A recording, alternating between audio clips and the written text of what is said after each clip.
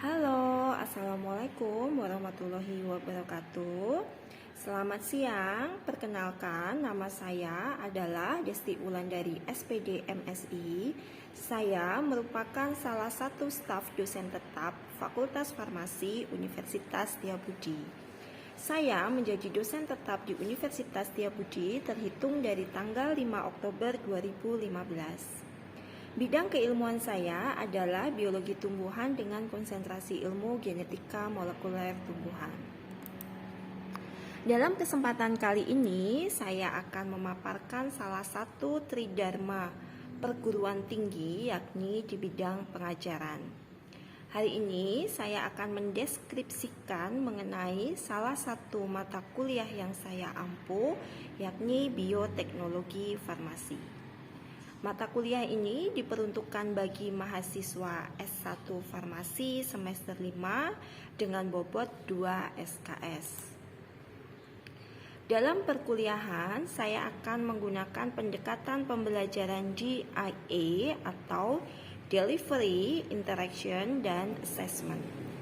Sebelum saya menjelaskan lebih jauh mengenai model pembelajaran yang saya terapkan, izinkan saya terlebih dahulu untuk menjelaskan mengenai deskripsi singkat mata kuliah dan capaian akhir yang diharapkan setelah mahasiswa mengikuti perkuliahan ini.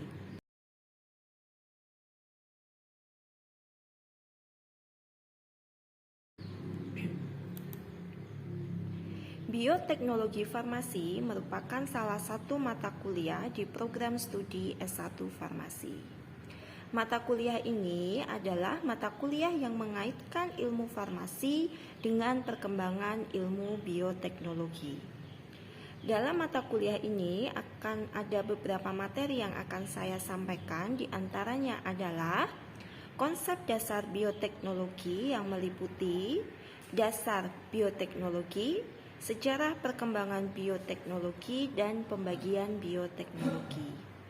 Kemudian kita juga akan mempelajari mengenai konsep transfer materi genetik dan regulasi ekspresi gen, pengenalan polymerase chain reaction atau PCR yang meliputi prinsip dasar PCR, fungsi PCR, dan aplikasi PCR di bidang farmasi. Selanjutnya, dalam mata kuliah ini juga akan dijelaskan mengenai teknologi rekayasa genetika atau DNA rekombinan, baik pada bakteri atau organisme tingkat tinggi lainnya, dan tentu saja nanti akan dikaitkan dengan ilmu farmasi. Dalam mata kuliah ini juga akan dipaparkan mengenai aplikasi bioteknologi di bidang farmasi dan peranan bioteknologi di bidang farmasi. Dan yang terakhir, mahasiswa juga akan mempelajari isolasi dan karakterisasi protein. Capaian mata kuliah yang diharapkan setelah mahasiswa mengikuti kuliah ini adalah mahasiswa program studi S1 Farmasi mampu menghubungkan dasar-dasar bioteknologi, peranan bioteknologi, dan akan diaplikasikan di bidang farmasi untuk memecahkan permasalahan di bidang kesehatan, khususnya di bidang kefarmasian, dengan dikaitkan dengan kemajuan ilmu bioteknologi. Berikutnya, saya akan menjelaskan mengenai model pembelajaran yang akan saya lakukan selama perkuliahan. Seperti yang saya jelaskan di awal, perkuliahan saya menggunakan pendekatan DIA. Pendekatan ini dimulai dari tahap delivery atau transfer ilmu. Transfer ilmu yang saya lakukan tidak hanya dilakukan secara satu arah dari dosen ke mahasiswa, tetapi juga secara dua arah. Selama pandemi, perkuliahan bioteknologi dilakukan secara daring dengan memanfaatkan LMS dari Universitas Setiabudi, di antaranya Siakat, Edlink yang bekerja sama dengan Sevima, Google Classroom, Gmeet, maupun Zoom. Cara yang saya gunakan untuk menyampaikan materi adalah Sebelum perkuliahan dimulai, saya akan mengirimkan materi terlebih dahulu kepada mahasiswa agar mahasiswa bisa memahami secara mandiri materi perkuliahan yang akan saya sampaikan. Selama perkuliahan daring, materi yang saya kirimkan berupa PPT, video pembelajaran, dan jurnal-jurnal yang berhubungan dengan materi perkuliahan. Kemudian, selama sesi tatap muka berlangsung, saya akan menjelaskan materi perkuliahan yang sudah saya kirimkan ke mahasiswa dan saya lakukan diskusi.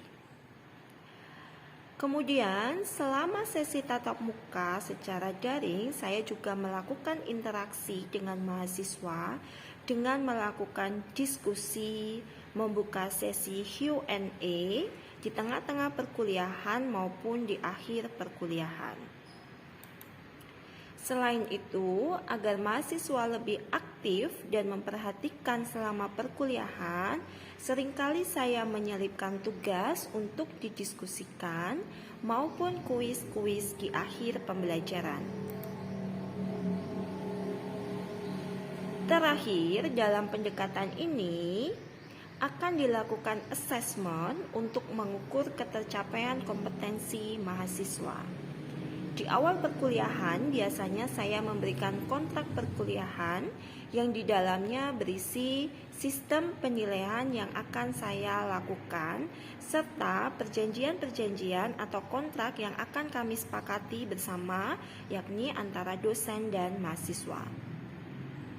Penilaian akan dilakukan sebanyak 2 kali, yakni pada saat UTS dan UAS. Selain itu, saya juga akan menyampaikan mengenai bobot penilaian yang meliputi keaktifan mahasiswa dengan bobot nilai sebanyak 10%, tugas bobot nilai sebanyak 20%, dan penilaian UTS dan UAS masing-masing sebanyak 35%. Demikianlah pemaparan saya mengenai mata kuliah yang saya ampu. Selanjutnya, saya akan memberikan salah satu contoh pembelajaran daring yang saya lakukan di mata kuliah Bioteknologi Farmasi. Nah, apa itu DNA rekombinan? Nanti akan kita diskusikan bersama. Nah, sebelum kita belajar mengenai DNA rekombinan, kita harus mengenal beberapa istilah penting. Gitu. Di antaranya itu adalah organisme transgenik. Berarti organisme transgenik ini adalah organisme yang membawa gen dari organisme lainnya. Itu disebut dengan organisme transgenik. Kemudian rekayasa genetika, ini adalah manipulasi material genetik. Ini manipulasi material genetik yang menggunakan teknologi DNA rekombinan. Nah, teknologi DNA rekombinan itu sendiri itu adalah kumpulan teknik. Jadi tekniknya atau caranya untuk membuat organisme transgenik, nah itu disebut dengan teknologi DNA rekombinan. Prosesnya kita sebut dengan rekombinasi, hasilnya kita sebut dengan rekombinan. Nah, prinsipnya ketika kita belajar mengenai DNA rekombinan itu adalah sebenarnya DNA di suatu organisme itu ada, tetapi ekspresinya rendah. Nah, dengan teknologi DNA rekombinan ini kita mau buat ekspresinya itu menjadi lebih tinggi. Saya ambil contoh adalah tanaman yang menghasilkan gula itu apa, Dek? Yang sedang booming sekarang ini. Saya kok lupa namanya. Gula untuk yang berasa manis, bukan penghasil gula, yang berasa manis, yang bisa digunakan sebagai pengganti gula untuk penyakit diabetes. Stevia apa bukan, Bu? Apa? Siapa yang menjawab? Bisa diulangi? Apanya? Daun stevia apa bukan, Bu? Ya, betul. Stevia. Ya, stevia ya. Jadi stevia ini menghasilkan senyawa steviosid gitu ya. Nah, di stevia sendiri gitu, steviosid itu terkadang jumlahnya sangat kecil. Kalau kita mau isolasi kan kita butuh jumlah yang sangat banyak sekali. Nah, dengan teknologi DNA rekombinan, nah ini bisa kita tingkatkan lagi produksi steviosid pada tanaman stevia ini. Itu berarti dari ekspresi rendah kita buat ekspresinya menjadi tinggi. Kemudian DNA itu tidak ada dibuat menjadi ada. Saya ambil contoh adalah produksi insulin di bakteri Escherichia coli. Semula Escherichia coli itu tidak bisa menghasilkan insulin. Tetapi dengan teknik rekombinasi ini, dengan teknik rekayasa genetika, Escherichia coli ini kita rekayasa sedemikian rupa, materi genetiknya, sehingga si Escherichia coli ini mampu menghasilkan hormon insulin manusia. Pada awalnya dia tidak punya gen yang menyanyikan hormon insulin. Nah, berarti ini dari tidak ada menjadi ada. Kemudian bisa juga dihasilkan kombinasi baru dari materi genetik melalui penyesipan molekul asam nukleat. Nah, nanti akan kita pelajari. Kemudian organisme hasil rekayasa genetika itu biasa kita sebut dengan GMO atau genetically modified organisme, atau biasa juga disebut dengan PRG atau produk rekayasa genetika. Oke, sampai di sini ada yang mau ditanyakan adik-adik mahasiswa? Ada yang mau ditanyakan? Belum? Oke. Belum ada, Bu. Oke, selanjutnya tahapan dari teknologi DNA rekombinan itu yang pertama kita harus melakukan isolasi DNA, memotong DNA, kita sambung DNA-nya, kemudian kita masukkan ke sel inang, kemudian kita karakterisasi keberhasilannya. Jadi seperti kita putuskan, kemudian kita sambungkan seperti itu. Nah, dalam melakukan rekayasa genetika, ini ada beberapa perangkat yang harus kita siapkan, diantaranya cloning factor. Ya, mungkin Anda sudah mengetahui beberapa contoh cloning factor seperti plasmid, gitu ya, bakteriofage, PAC, YAC itu beberapa contoh cloning factor. Kemudian enzim restriksi, kemudian yang digunakan untuk memotong DNA tadi, yang biasa kita sebut juga sebagai gunting molekuler. Ada enzim ligasi, ini yang mengelem atau menyambungkan kembali DNA yang dipotong oleh si enzim restriksi. Kemudian yang keempat adalah sel inangnya, yaitu tempat kita untuk memasukkan hasil rekombinasi kita tadi. Oke, selanjutnya kita akan belajar mengenai vektor cloning. Nah, vektor cloning ini adalah molekul DNA yang digunakan untuk membawa fragmen DNA. Namanya vektor itu kan berarti pembawa. Ya, jadi vektor cloning ini yang membawa fragmen DNA kita sebelum kita masukkan ke dalam sel inang. Nah, cloning vektor ini dia harus mengandung 4 hal, dia harus punya 4 hal ini. Yang pertama, dia punya promotor. Kenapa dia harus punya promotor? Karena kalau dia tidak punya promotor, maka DNA yang dia bawa itu tidak bisa atau menjadi disfungsional. Menjadi DNA yang tidak fungsional. Kenapa? Dia tidak bisa direplikasikan. Kalau tidak ada replikasi, maka tidak ada protein yang terbentuk. Anda memasukkan gen penyaji insulin pada manusia ke dalam bakteri Escherichia coli, kalau tidak Anda sertai dengan promotor, maka gen itu akan menjadi disfungsional. Dia tidak akan direplikasikan sehingga tidak akan bisa membentuk protein insulin. Mengandung marker genetik Marker genetik ini biasanya adalah gen ketahanan terhadap antibiotik, kemudian punya situs restriksi, kemudian dia punya sedikit DNA yang tidak berguna.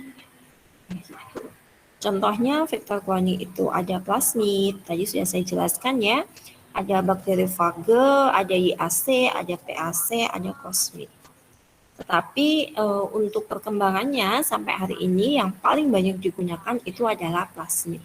Kenapa? Karena ukurannya jauh lebih kecil dibandingkan dengan jenis yang lain.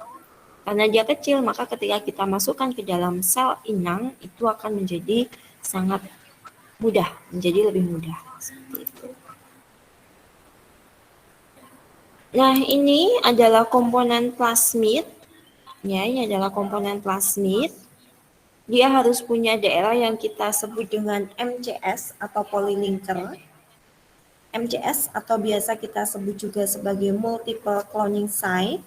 Nah, di daerah MCS di sini, ini adalah tempat di mana gen asing akan kita sisipkan di dalam plasmid. Jadi kalau kita punya gen asing, itu akan kita sisipkan di sini, di daerah MCS atau polylinker. Nah, kemudian di dalam plasmid ini, di daerah MCS ini, dia juga punya situs restriksi. Nah, karena nanti di sini akan terjadi pemotongan dan penyambungan antara fragmen DNA sisipan dengan plasmid. Kemudian ada titik ORI, origin of replication. Nah, di mana titik ORI ini tempat dimulainya replikasi. Nah, ini sangat penting harus ada, karena seperti yang saya katakan tadi, selain promotor, harus juga ada titik ORI, agar gen yang kita sisipkan ini bisa direplikasikan. Gitu. Kalau sudah bisa kita replikasikan, maka gen ini akan bisa menjadi protein aktif. Marker selektif, ini biasanya gen resistensi antibiotik, contohnya gen resisten terhadap antibiotik ampicillin, kanamisin, rifampicin, dan lain sebagainya. Kemudian ukuran plasmid juga harus kita perhatikan, jangan terlalu besar. Kalau terlalu besar maka akan sulit ketika masuk ke dalam sel inang. Oke, sampai di sini ada yang mau ditanyakan, adik-adik?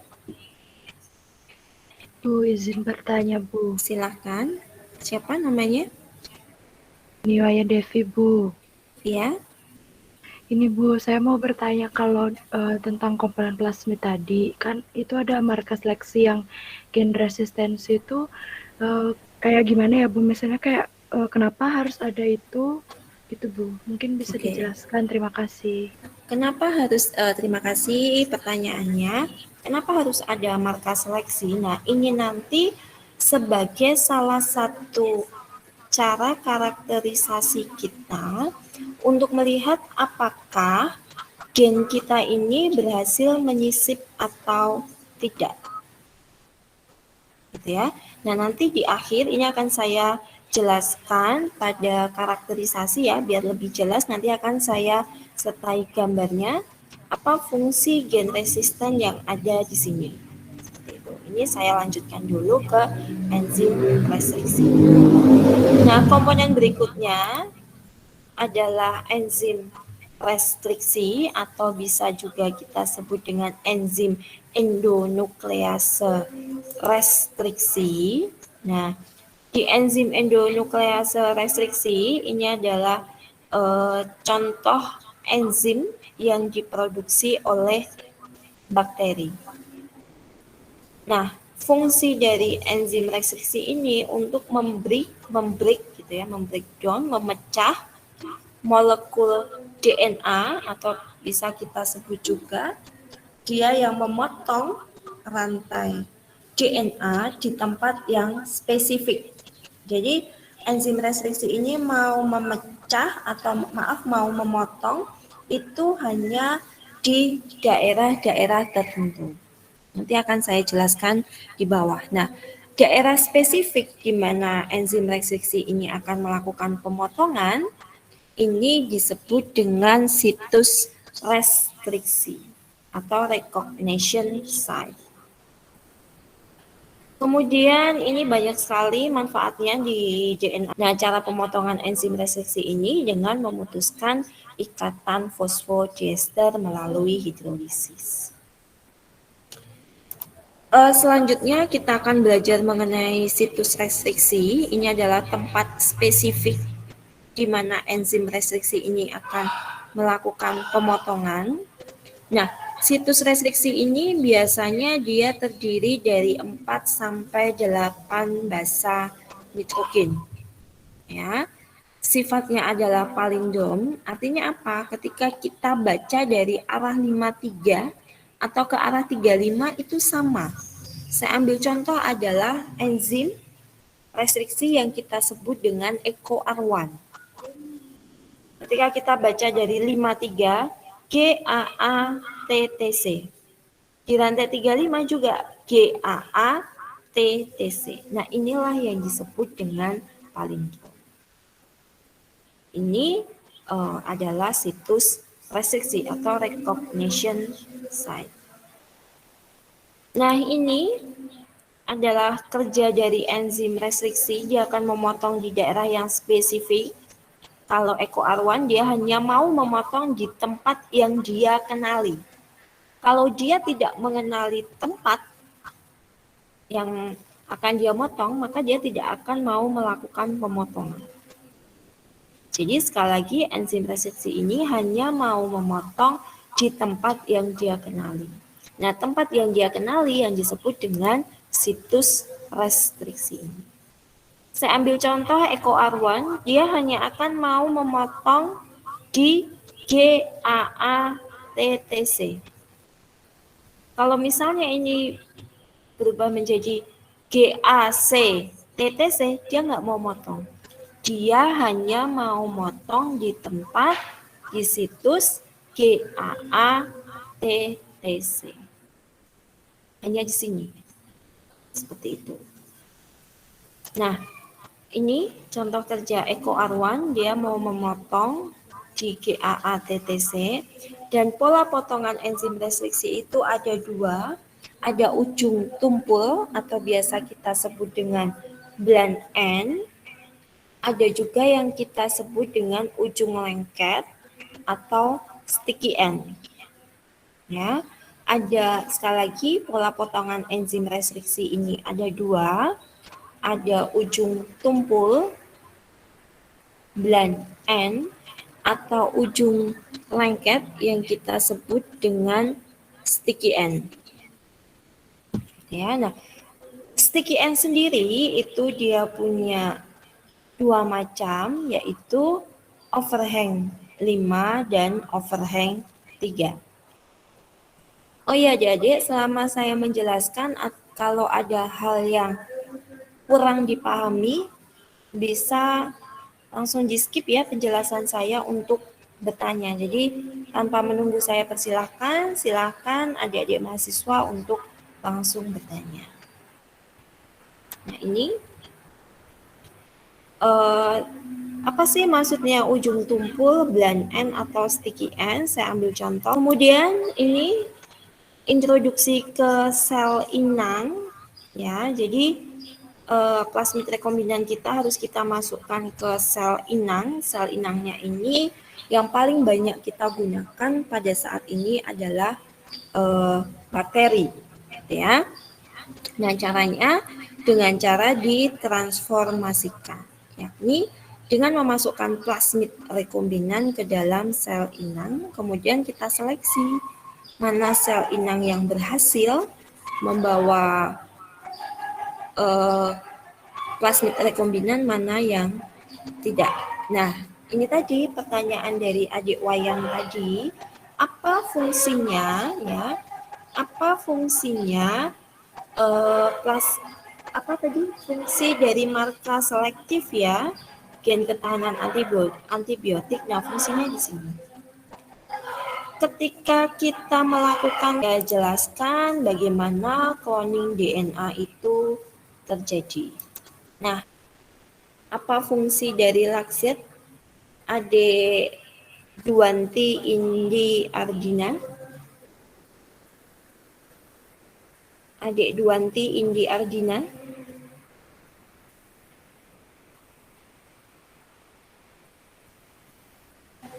Iya, Bu. Ya, masih ingat fungsi dari laksit ketika kita belajar leg operon kemarin? Menyandikan protein, Bu. Menyandikan protein. Terima kasih. Erlangga Ambar Putra. Adik Erlangga Ambar Putra.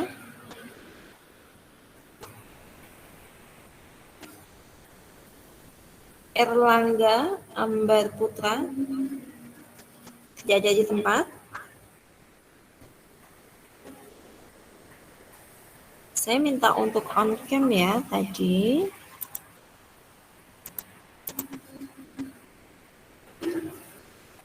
Fungsi dari laksit apa?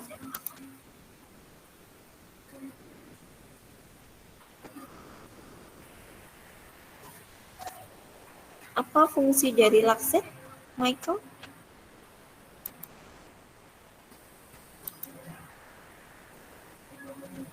Tidak tahu. Paling belum belajar. Mengkodekskan protein beta, Bu. Oke, jadi menyajikan beta galaktosidase, ya, yang akan memecah laktosa menjadi apa? Glukosa dan galaktosa. Oke, terima kasih. Nah, ini biru tadi laksit nih, di daerah laksit ini ada yang berwarna putih, ini yang disebut dengan daerah MCS tadi. Ini adalah daerah di mana kita akan menyisipkan gen target kita.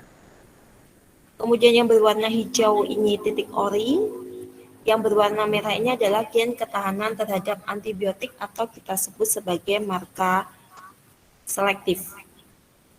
Nah, oke, sampai di sini ada yang mau ditanyakan adik-adik?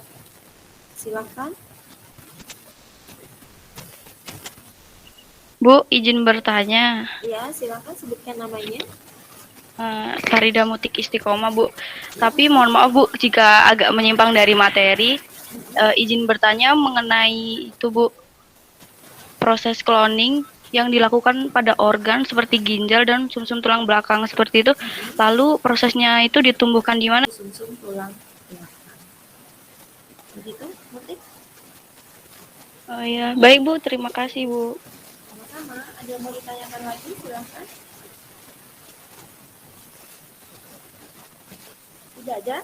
Nah, kalau tidak ada, hari ini saya akan memberikan 2 jurnal. Kita masih punya waktu ya. Saya punya 2 jurnal. 2 jurnal ini yang berkaitan dengan cloning akan saya kirimkan di link. 2 jurnal tersebut sebagai tugas untuk adik-adik untuk didiskusikan. Di 2 jurnal ini ada 2 metode cloning yang akan saya sampaikan. Ya. Nanti silakan adik bedah kedua jurnal tersebut, kemudian adik bandingkan kedua metode cloning tersebut. Jurnal pertama itu nanti berisi cloning dengan cara gateway cloning yang memanfaatkan rekombinasi. Kemudian yang kedua, jurnal yang saya berikan nanti ini dengan cara dipotong dan disambung dan memanfaatkan enzim resepsi dan ligasi. Nanti akan saya kirimkan di link. Saya minta direview kedua jurnal tersebut, dibedah, dibuat PPT. Minggu depan akan kita diskusikan bersama. Ya, jadi nanti akan kita diskusikan. Adik-adik silakan nanti presentasi. Silakan untuk instruction tugasnya nanti akan saya sampaikan di link. Atau secara garis besar, yang pertama Anda silakan